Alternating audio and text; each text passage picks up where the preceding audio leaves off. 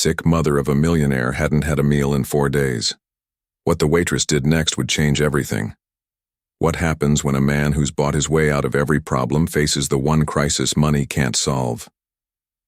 On a gray Thursday afternoon, 35-year-old Michael Jed was about to discover that the most valuable thing in his life couldn't be purchased at any price, and that a struggling waitress would hold the key to saving what mattered most. Welcome back, my beautiful family and friends. If you're hooked in and you're ready to enjoy this story, click subscribe and let me know in the comments where you're watching from. Quick one before we dive in. Be honest. If you were Michael, what's the very first thing you'd try for your mom? And if you were Mirabelle, would you put your own comfort on the line to help someone you don't know? Drop a yes or no in the comments and tell me why. If that's a tough call for you, lean into this story. Hit subscribe so you don't miss tomorrow's story. I will be giving you another story just as interesting as this one, and you don't want to miss it. Now let us begin. On a gray Thursday afternoon, 35-year-old real estate developer Michael Jed stood in his glass-walled penthouse office reviewing architectural plans for his latest high-rise. His luxury property portfolio spanned 5 states. Forbes had featured him in their 30 Under 30 issue, and his recent deal had closed at $50 million, but this afternoon, none of that success mattered. His phone rang, and the caller ID showed Mercy Hospice. "Mr. Jed, your mother hasn't had a meal in 4 days. We need you to come immediately." The words shattered his concentration like a hammer through glass.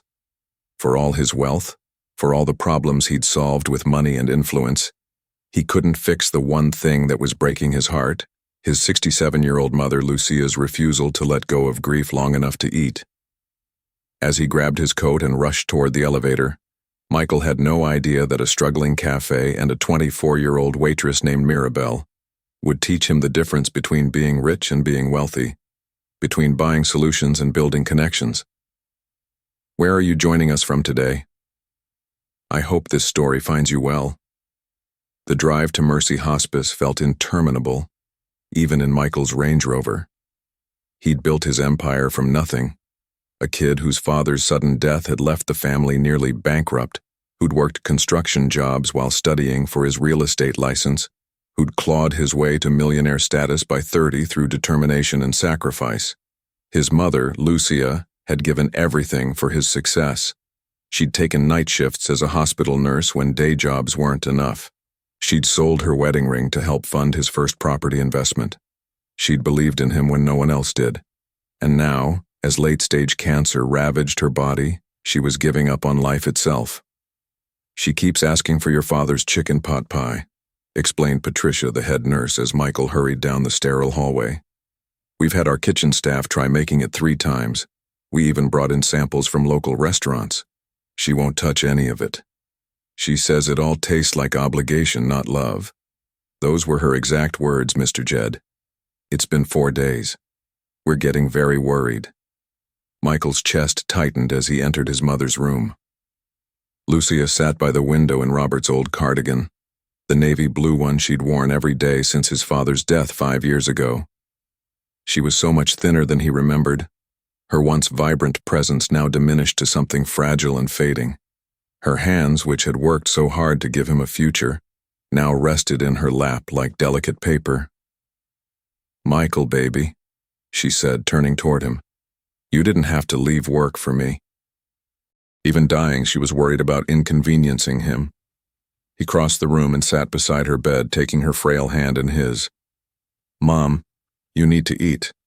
Please. The nurses are worried. I'm worried. Just try something. Anything."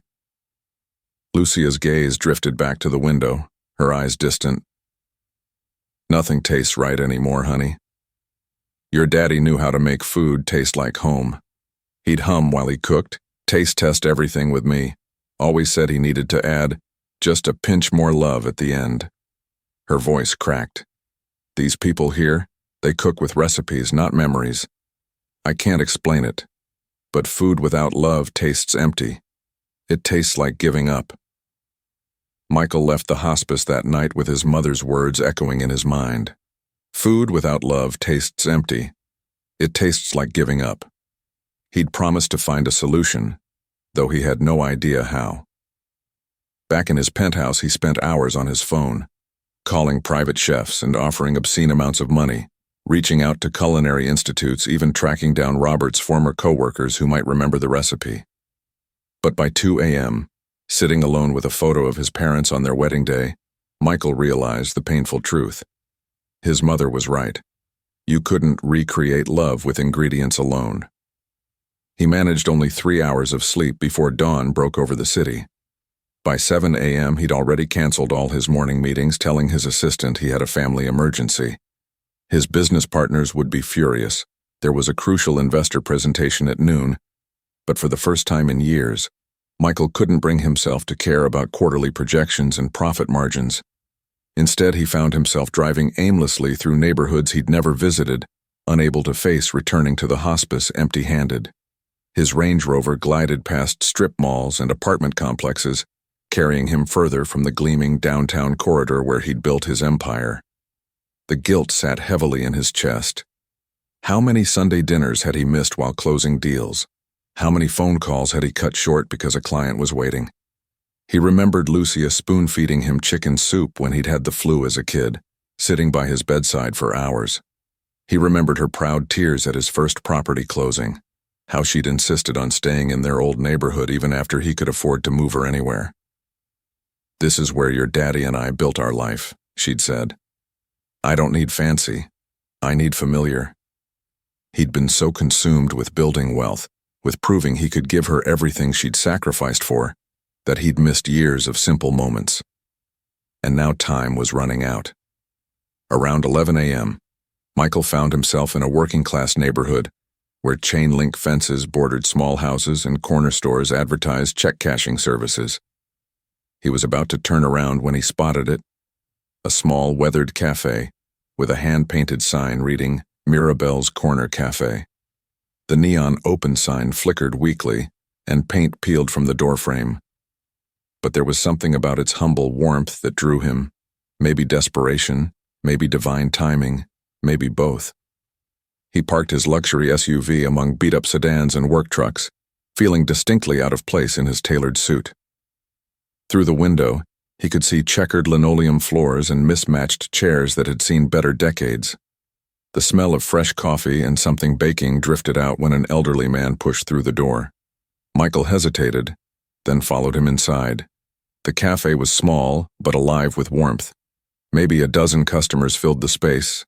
Construction workers hunched over breakfast plates, an elderly couple sharing a newspaper, a young mother trying to corral two energetic children while they colored on paper placemats.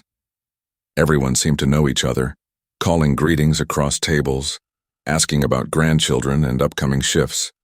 "Mirabelle, tell your brother his team's going down this weekend," one of the construction workers called toward the kitchen. A young black woman emerged carrying 2 plates, her laugh bright and genuine. "Marcus already has your trash talk prepared, Mr. Johnson. You sure you want to start this?" She was around 24, wearing a flour-dusted apron over jeans and a simple t-shirt, her hair pulled back in a neat bun. As she set the plates down and refilled coffee cups, Michael noticed something in the way she moved. An easy grace, a genuine attentiveness to each person.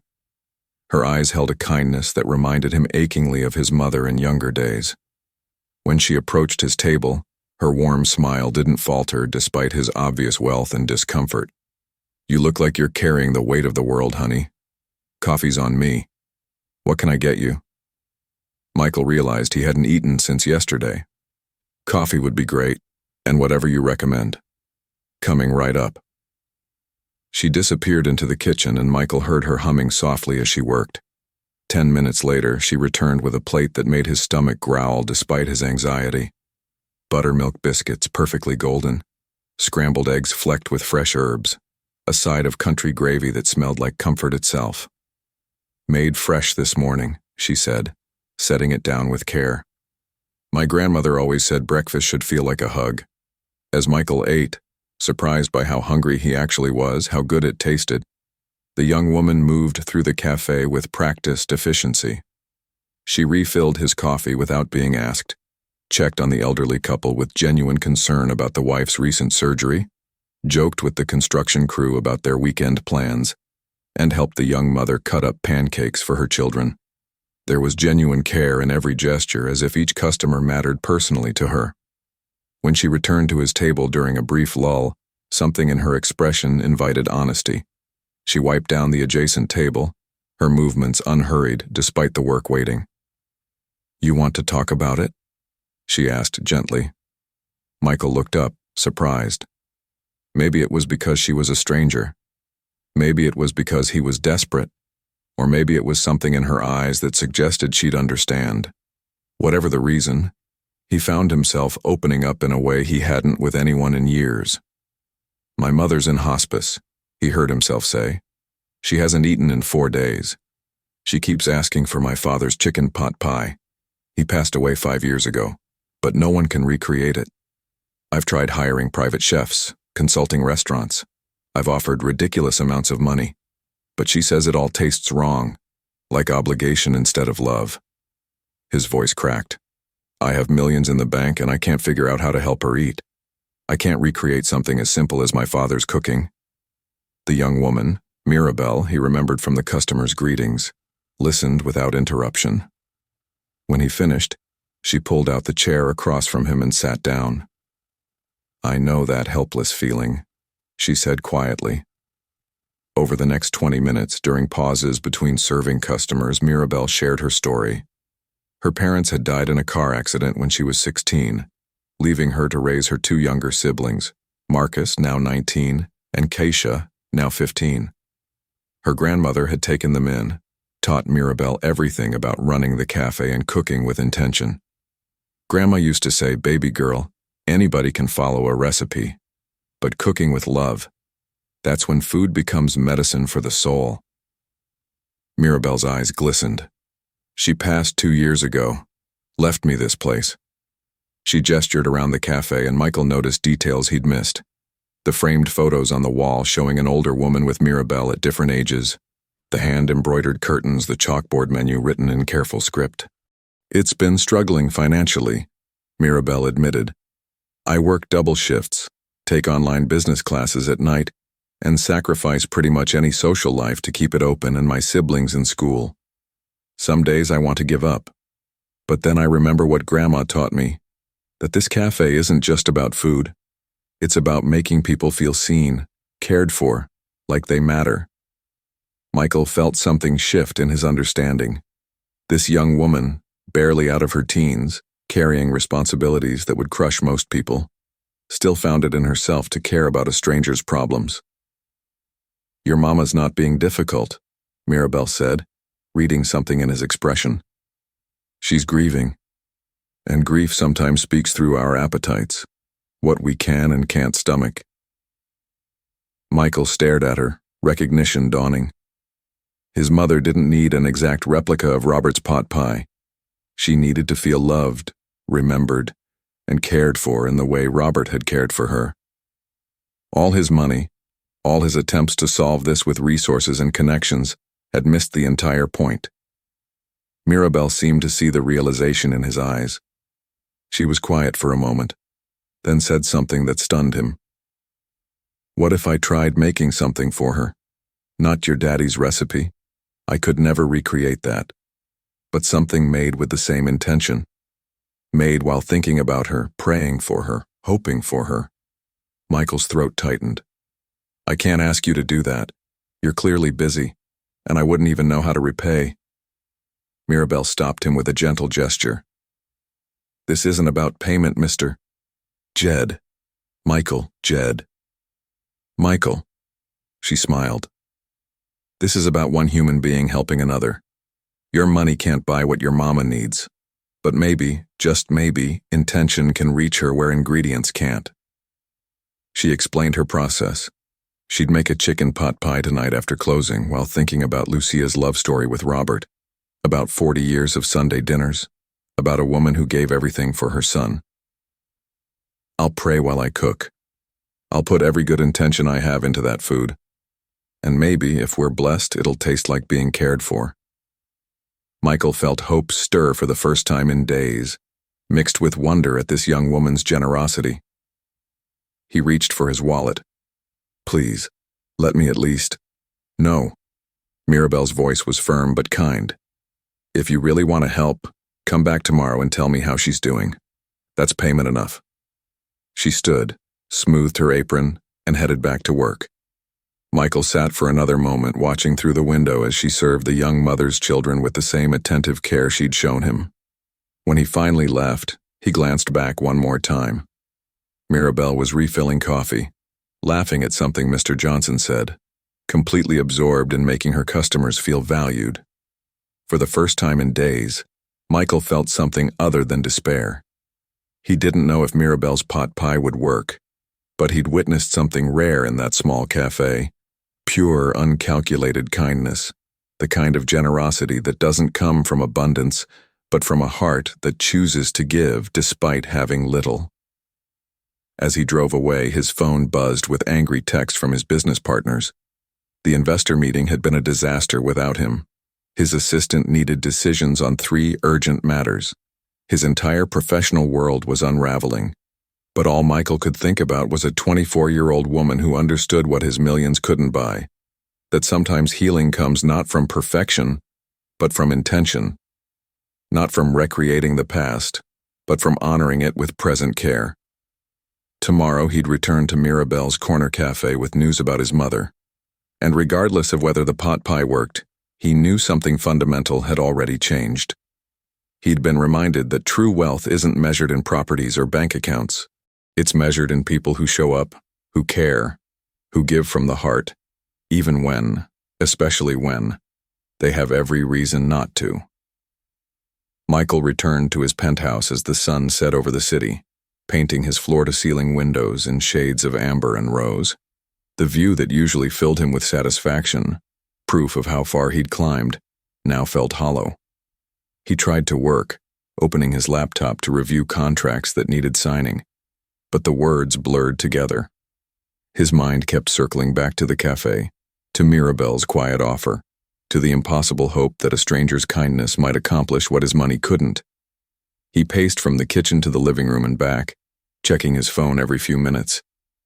What if he'd been foolish to put so much hope in a promise from someone he'd just met?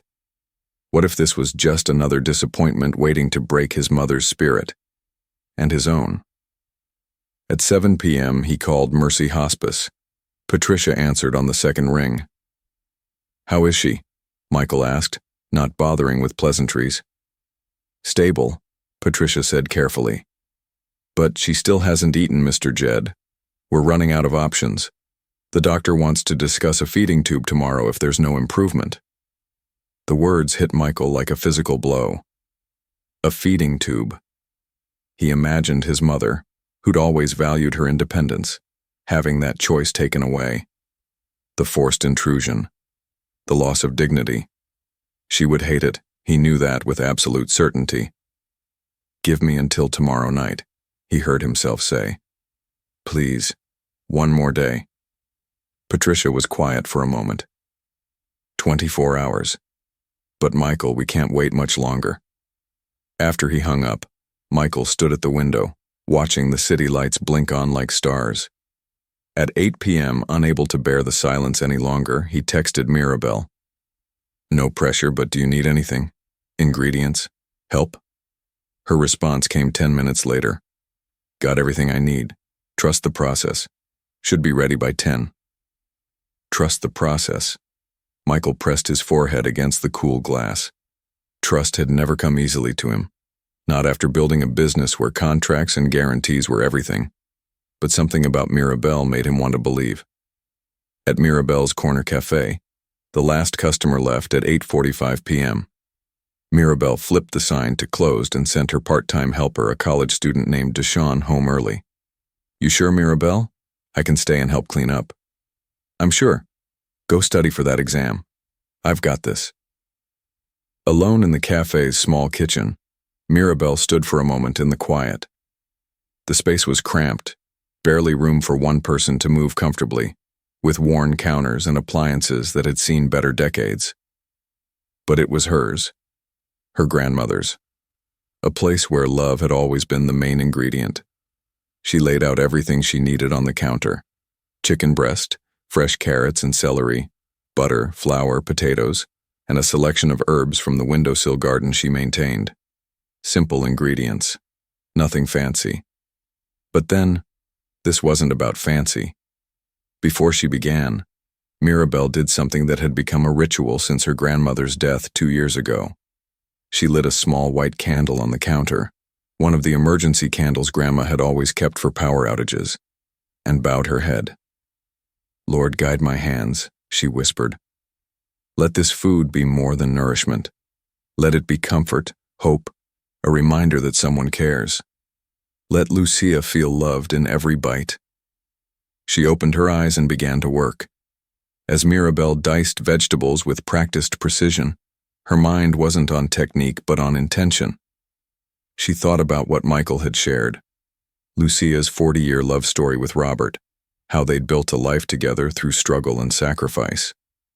She thought about Lucia giving everything for her son, working herself to exhaustion so he could have opportunities she'd never had. She thought about a woman now drowning in grief so deep that food had lost all meaning. Mirabelle understood that particular darkness. She remembered her grandmother's final months after the second stroke left her weak and confused.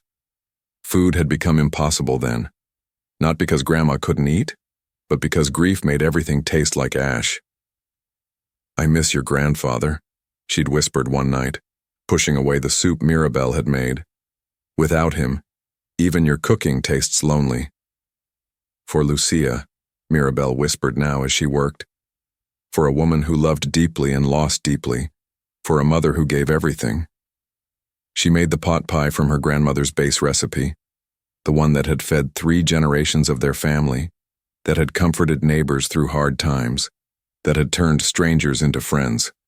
But as she worked, Mirabelle followed her instincts, adapting the recipe for this specific woman, this specific grief.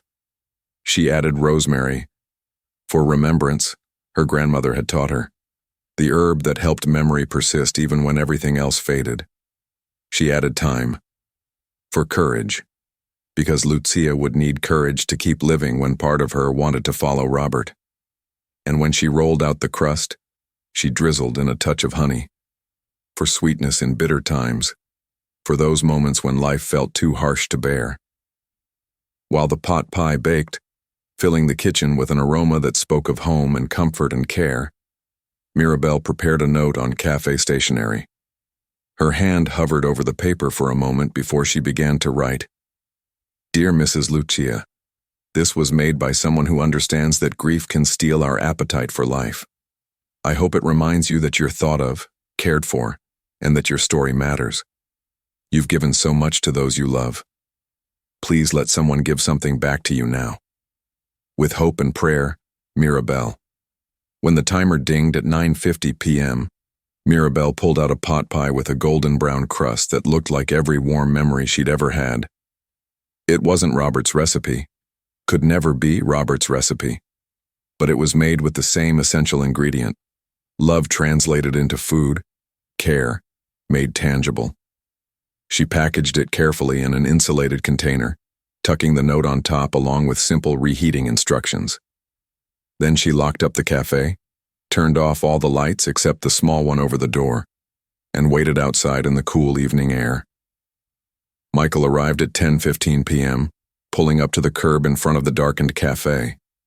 Mirabelle stood on the sidewalk, the insulated container held carefully in both hands. Even in the dim streetlight, he could see the care she'd taken, the container wrapped in a clean kitchen towel, tied with simple twine. She handed it to him, and warmth seeped through to his hands.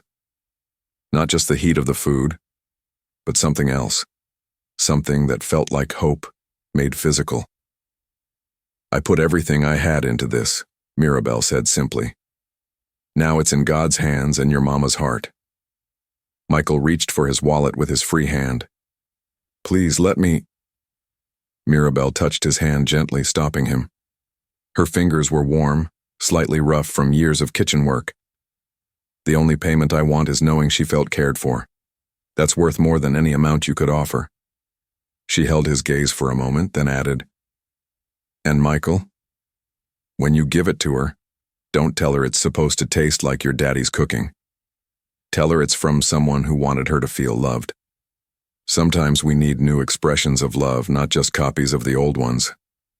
Michael's throat tightened. He nodded, not trusting his voice. Go on now, Mirabelle said softly. She's waiting. Michael drove to Mercy Hospice with the pot pie warming his passenger seat, filling his Range Rover with an aroma that reminded him of every safe, loved moment from his childhood.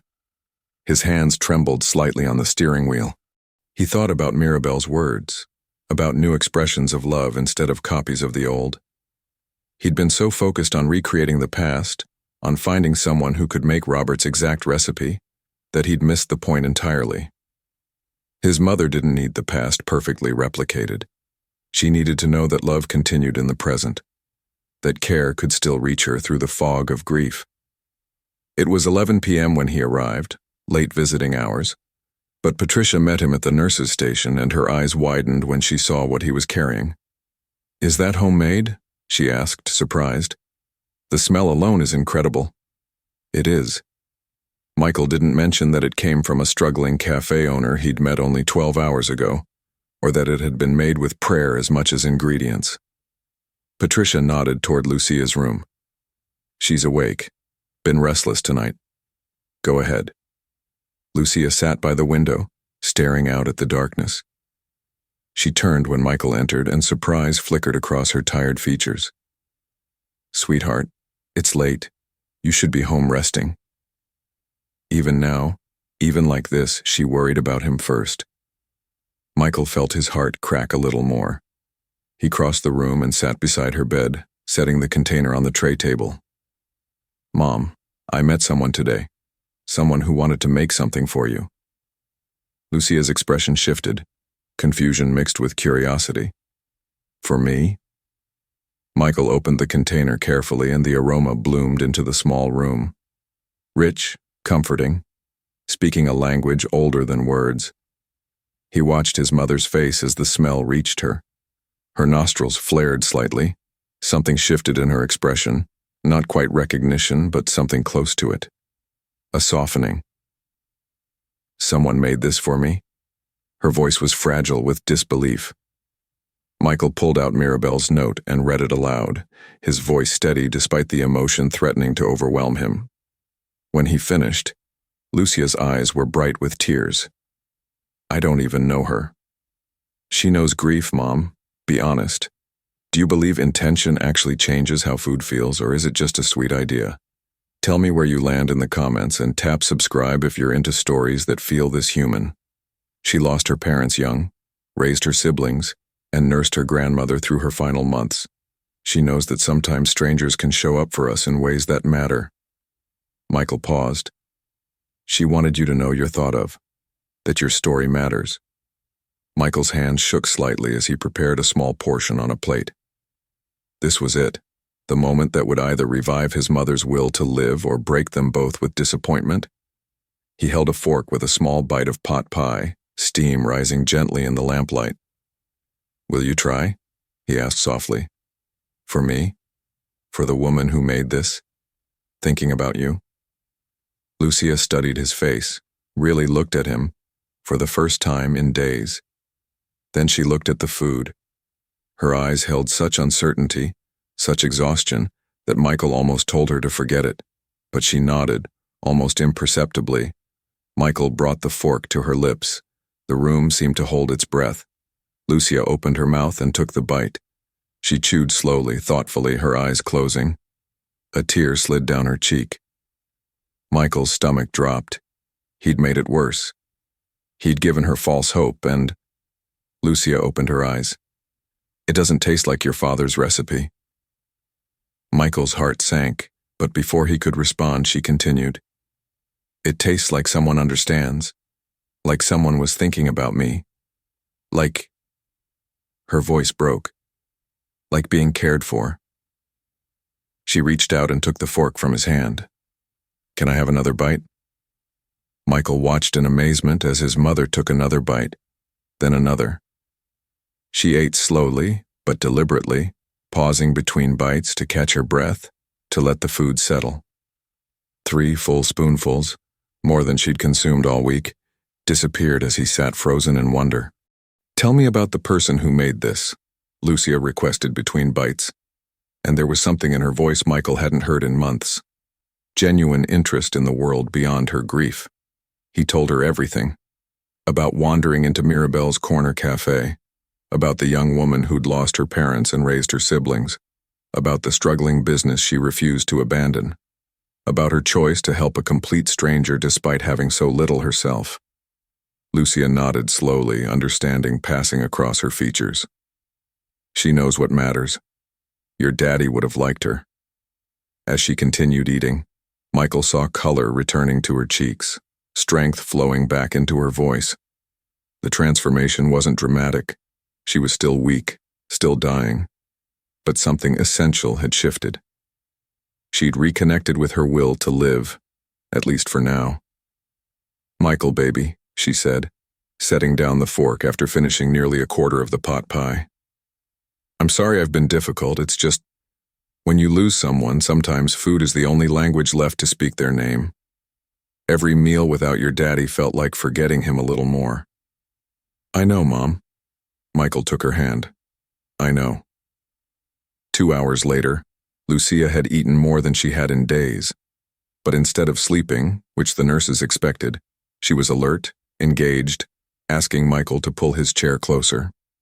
"Tell me about your life," she said. "Really, tell me, not just work. Tell me about what makes you happy, what you're afraid of, what you dream about." For the first time in months, maybe years, they had a completely honest conversation. Michael admitted things he'd never said aloud, that his divorce last year had left him lonelier than he'd acknowledged to anyone. That work had become his escape from feeling anything real, that he'd built an empire but forgotten how to build connections, that he was terrified of losing her but equally terrified of really being present while she was still here. Lucia listened, holding his hand with surprising strength. When he finished, she spoke with the clarity he remembered from before illness clouded her mind. "Money bought you success, baby, but it can't buy you peace. Your daddy and I didn't have much. But we had each other. That was everything." She squeezed his hand. "Find people who remind you what matters, like this Mirabelle girl. People who give not because they have excess, but because they have heart. That's where real wealth lives." Michael left at 1 a.m., his mind full of his mother's words and his heart fuller than it had been in years. Patricia stopped him in the hall, her expression transformed from the worry of earlier that evening. "I don't know what you brought, but it's the first time in 2 weeks I've seen her eyes light up. Whatever you're doing, keep doing it." Michael drove home through empty streets, but instead of the oppressive silence of earlier, the night felt full of possibility. His mother's words echoed in his mind. Find people who remind you what matters. He realized Mirabelle already had. In 12 hours, a stranger with nothing but a generous heart had accomplished what his millions couldn't. She'd reminded him that wealth isn't measured in bank accounts or property portfolios. It's measured in the courage to show up for others, to give from the heart, to cook with prayer and intention instead of just ingredients. His phone buzzed. A text from Mirabelle. "How did it go?" Michael smiled, his first genuine smile in weeks, and typed back, "She ate. Thank you doesn't begin to cover it." Her response came immediately. "Thank God. Come by for breakfast tomorrow. On the house." As Michael pulled into his building's underground garage, he knew tomorrow wouldn't just be about reporting back to Mirabelle. It would be about learning from her, about rebuilding his life on a foundation that had nothing to do with profit margins, and everything to do with the kind of wealth that actually sustains a human soul. Michael woke at dawn, sunlight streaming through his penthouse windows. For the first time in weeks, he felt something he'd almost forgotten. Hope. Not the desperate, grasping kind that had consumed him during his mother's hunger strike, but something solid and real. His mother had eaten. She'd talked with him for hours. She'd come back to life, at least for now. He reached for his phone and texted Mirabelle at 7 a.m. "She ate. For the first time in days, my mother ate. Thank you doesn't seem like enough." Her response came almost immediately. "Thank God. I've been praying all night." Come by the cafe when you can. Breakfast is on me.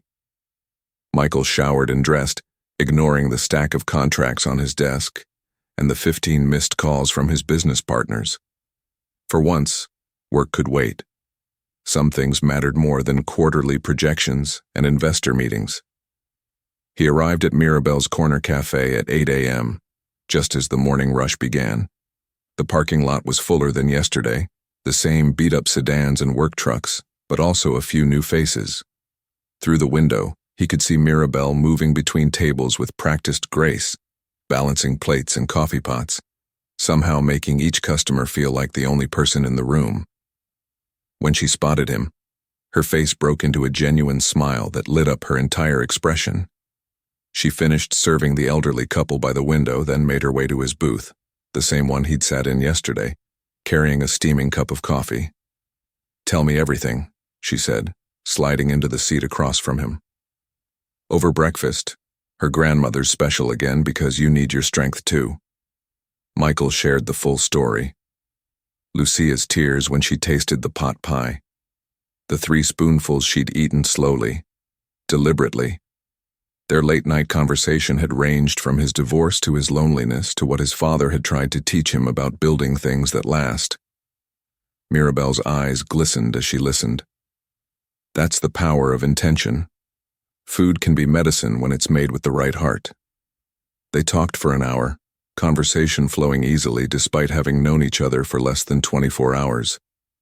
Michael found himself sharing things he'd never told anyone, about the pressure of carrying his parents' sacrifices, about feeling like he'd lost himself somewhere between poverty and success. Mirabelle shared her own struggles, raising Marcus and Keisha after their parents died, trying to honor her grandmother's legacy while keeping the cafe afloat, the constant fear that one bad month would cost them everything. "Marcus works here part-time while he's at community college," she said, gesturing to a young man Michael recognized from yesterday, clearing tables with efficiency. "He wants to study culinary arts, but we can't afford a 4-year school. And Keisha, she's a junior in high school, dreams of becoming a nurse like your mama. But college scholarships are competitive and we're doing our best." Michael watched her face as she talked about her siblings, the fierce protectiveness, the quiet pride, the weight of responsibility she carried so young. "The cafe barely breaks even," Mirabelle admitted. "But I won't compromise on quality ingredients or my practice of giving free meals to those who can't pay. My grandmother taught me that a business without heart is just a transaction. I want this place to be more." Michael found himself inspired by her perspective, so different from the cutthroat real estate world where every decision came down to profit margins and competitive advantages. Here was someone who measured success, not in dollars, but in lives touched, stomachs filled, and community built. Over the following weeks, Michael visited Mirabelle's Corner Cafe 3 or 4 times per week.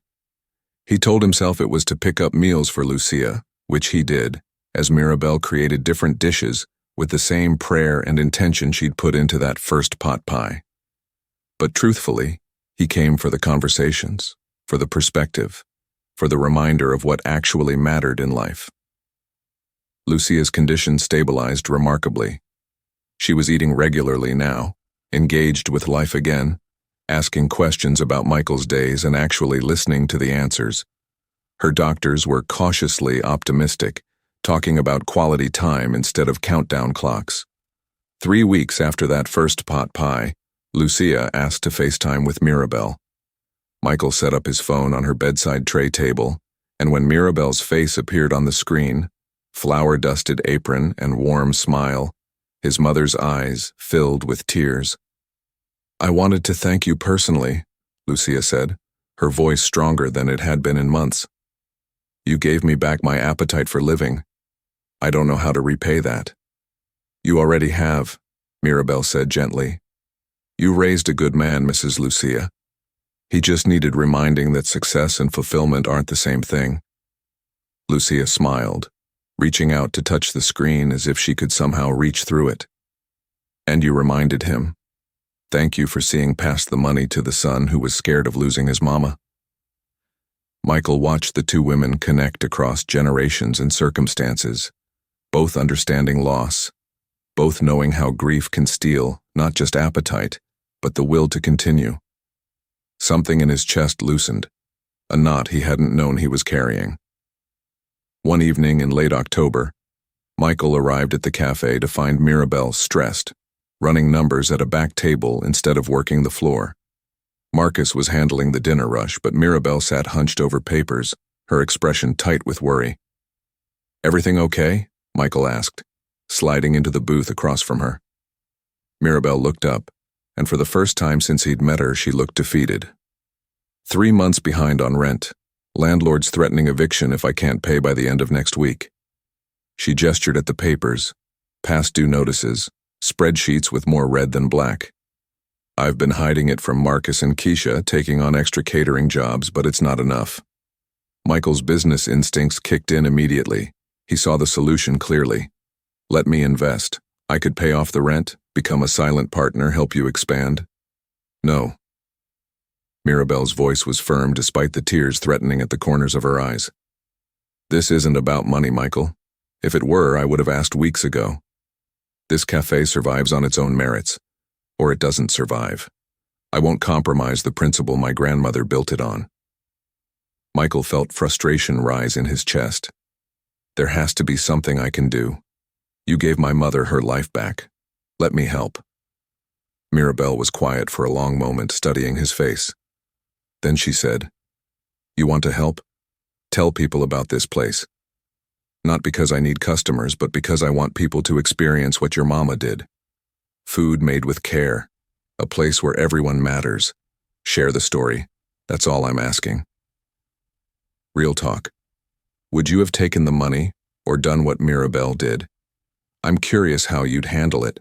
Comment your choice and subscribe if you're here for heart over profit moments. Michael did something he'd never done in his professional life. He went public with a personal story.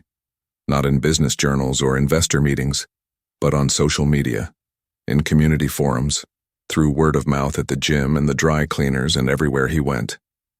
He talked about his mother's struggle, about finding Mirabelle's cafe, about food made with prayer and intention.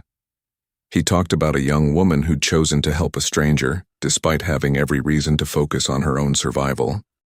He talked about what he'd learned, that true wealth has nothing to do with bank accounts and everything to do with how you show up for others. The response was overwhelming. Within 2 weeks, Mirabelle's Corner Cafe became a destination. People came not just for food, but for the story, for the feeling of being part of something meaningful. The cafe filled with diverse customers, business people on lunch breaks, families celebrating birthdays, elderly individuals who'd heard about the free meal policy, young couples on first dates who wanted to support a business with heart. Mirabelle hired 2 more staff members, including a part-time cook, so she could finally rest. The rent got paid with money to spare, a waiting list formed for her weekend specials. And through it all, Mirabelle maintained her principles: quality ingredients, free meals for those in need, every dish made with the same intention that had saved Lucia's life. 8 weeks after that first pot pie, Lucia passed away peacefully in her sleep. She'd spent her final weeks eating well, talking with Michael daily, even visiting the cafe once in a wheelchair to meet Marcus and Keisha. She told them stories about Robert, about raising Michael, about the life she and her husband had built from nothing. Her last words to Michael, whispered the night before she died, were, "You found what matters, baby. Don't lose it again." The funeral was small but meaningful. Michael stood at the front of the chapel with distant relatives he barely knew, hospice staff who'd grown to love Lucia, and, to his surprise and gratitude, Mirabelle with Marcus and Keisha. She'd brought food for the reception afterward because that's what she did. She fed people through their hardest moments. "Your mama taught me something too," Mirabelle told Michael as they stood by Lucia's casket. "She showed me that my cooking, my care, it matters beyond just filling stomachs. It can actually help people through their darkest times. That's a gift I'll carry forward." 3 months after Lucia's death, Michael made a decision that shocked his business partners and had them questioning his sanity. He sold his most valuable property, a luxury high-rise development in the heart of downtown worth $8 million, and used the money to establish the Lucia Robert Jed Foundation, dedicated to supporting caregivers in underserved communities. He partnered with Mirabelle to create a training program teaching people to cook with intention, combining nutrition with emotional care. The foundation provided grants to small businesses like Mirabelle's Cafe that served their communities with heart rather than just a profit motive. Michael stepped back from day-to-day real estate operations and became the foundation's full-time director. His former colleagues thought he'd lost his mind. His accountant warned him about throwing away his future. But Michael had never been more certain of anything in his life. 6 months after Lucia's passing, Michael and Mirabelle stood in a renovated community center across town. The Lucia Robert Jed Foundation's first training kitchen gleamed with new equipment, ready to teach 20 caregivers from local hospices and nursing homes the principles Mirabelle's grandmother had passed down. Michael addressed the gathered students, his voice steady. "My mother taught me to build. My father taught me to persevere. But a young woman I met in a struggling cafe taught me what it all means. She showed me that true wealth isn't what you accumulate, it's what you give away, and who you become in the giving." Mirabelle stepped forward, her flour-dusted apron replaced by a professional chef's jacket, but her warm smile unchanged. "We're not here to make perfect meals. We're here to make meaningful ones, to cook like we care, because we do. That's the secret ingredient that changes everything." The months that followed brought transformations Michael couldn't have imagined that desperate morning when he'd first walked into Mirabelle's cafe. The cafe thrived, not because he'd invested money. Mirabelle had never accepted $1, but because the community had embraced its mission. Marcus received a full scholarship to culinary school, inspired by his sister's example and determined to honor their grandmother's legacy. Keisha volunteered at the foundation's kitchen on weekends, discovering her own passion for service and healing through food. Michael found what had been missing from his life: purpose beyond profit, relationships beyond networking, peace beyond success. He still visited Mirabelle's Corner Cafe every week, always sitting at the same booth where he'd first shared his story. Sometimes they talked about Lucia, about loss and healing and the strange grace of grief. Other times they planned foundation expansions, dreaming about reaching more communities, training more caregivers, spreading the gospel that food made with intention could heal more than just hunger. On a quiet Tuesday morning, 6 months to the day after Lucia's death, Michael sat in his usual booth. Mirabelle brought him coffee without asking, cream, no sugar, exactly how he liked it. "You know what your mama would say if she saw all this?" Mirabelle asked, gesturing to the busy cafe, the foundation's growing impact, the lives being changed because one woman had chosen compassion over profit. "What?" Mirabelle's smile was soft, knowing. "She'd say you finally learned what your daddy tried to teach you. Build something that lasts. Not buildings, baby. Lives. Build lives that matter." Michael smiled, feeling his mother's presence like sunlight, his father's pride like a hand on his shoulder, and something new settling into his chest. Contentment. True wealth, he'd learned, isn't measured in bank accounts or property portfolios. It's measured in lives touched, hearts healed, and the courage to show up for others, even when, especially when, you have nothing to gain and everything to give. That was the legacy Lucia and Robert had built through sacrifice and love. That was the legacy Mirabelle had taught him to honor through intention and care. And that was the legacy he'd spend the rest of his life passing forward, one meal, one person, one act of genuine compassion at a time. Before you go, what part of this story stuck with you the most, and why? Share your thoughts in the comments and subscribe so you're here when the next story drops. Thank you for watching this story to the end. If you enjoyed this story, you will surely love the next one. It's as crazy and more intriguing as you can ever imagine. So do check it out. Click on the image showing on your screen right now to watch the next one.